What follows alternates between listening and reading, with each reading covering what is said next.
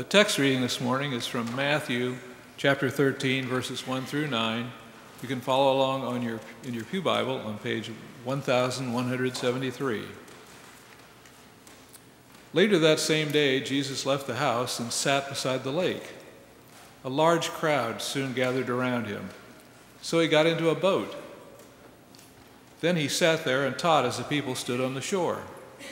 He told many stories in the form of parables, such as this one. Listen, a farmer went out to plant some seeds.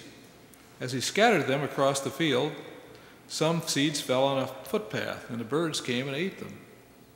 Other seeds fell on shallow soil with underlying rock. The seeds sprouted quickly because the soil was shallow, but the plants soon wilted under the hot sun, and since they didn't have deep roots, they died. Other seeds fell among thorns that grew up and choked out the tender plants.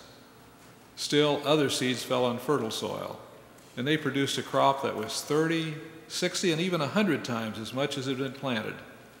Anyone with ears to hear should listen and understand.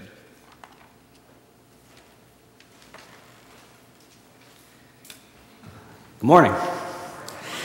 It is New Wilmington Sunday. We're going to be talking about some things that we talked about at New Wilmington almost 2 weeks ago. Well, 2 weeks before this week.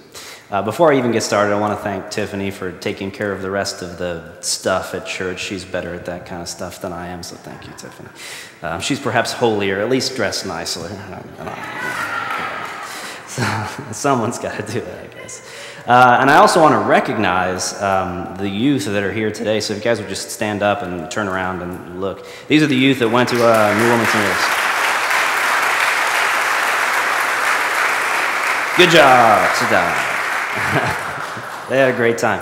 More importantly, I don't know about most importantly. More importantly, I want to recognize someone else, someone that went with me to New Wilmington, the only other adult that went with me and took care of she drove the other van, she went with us, she was with me, she was helping the youth with things when they needed. She was very important. We wouldn't have been able to go to New Wilmington without her because of adult supervision if Cindy would stand up in the back. Stand up, Cindy.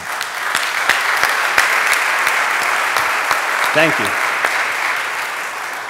Thank you. So New Wilmington is a little bit different worship style than church here. What do you guys think? A little bit different last week than this is, right? But that's okay. We all do our different things. New Wilmington, you really have to be there to understand what it is. So we're going to try to give you a snapshot today of what it's like. If you missed the presentation of pictures and music, we're going to be doing it again after the service is over today. If you want to hang out in the sanctuary. If you've already seen it, feel free to go down to coffee hour afterward.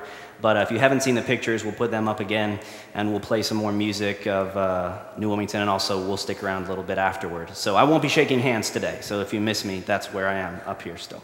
But we're going to give you a snapshot of what it's like. So the first thing we're going to do is bring some youth up here, and they're going to share with you their own stories or their own testimony of what it was like to be at New Wilmington. So without further ado, let's bring Nikki up first.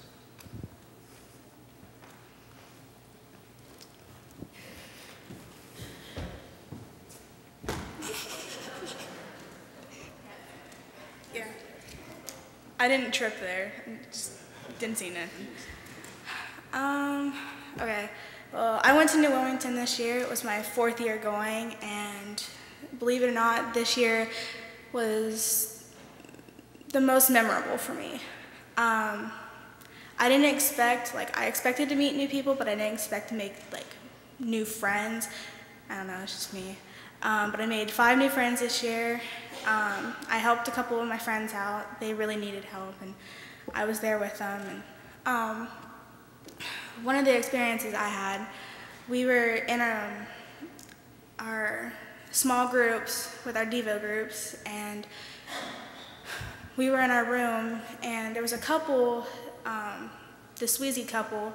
They were there talking, and they were just talking about how God loves you, and no matter what you do, you will always be loved by God. And I guess that brought up some things that I had been keeping away and I didn't talk to anybody about, and I ended up breaking down, and she saw that, and then we ended up praying, and she ended up bringing our small group together a lot more than what we expected. And then Thursday, we had communion in the high school group, and I was hanging out with 3 of my other friends, and we went up and did communion, and we sang some songs, and we were just like in tears because, yeah, it was like the last 2 days, and we didn't want to leave, and it was so much fun. And you could they have counselors there, and you can go up to the counselors and get prayed over and everything. So I asked them, do you want to go to a counselor and pray? Well, we saw Doug, and he's like, one of the guys is like, let's go to Doug. And I was like, okay, we can go to Doug. So we went to Doug, and it was funny though. We went to Doug, and we got prayed over, and and then afterwards we went down to Anderson, which is the outdoor auditorium where most of the services happen during the day and night.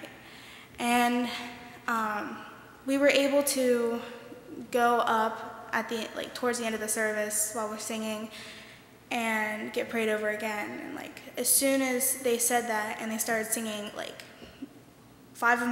all 5 of my friends and I just went up.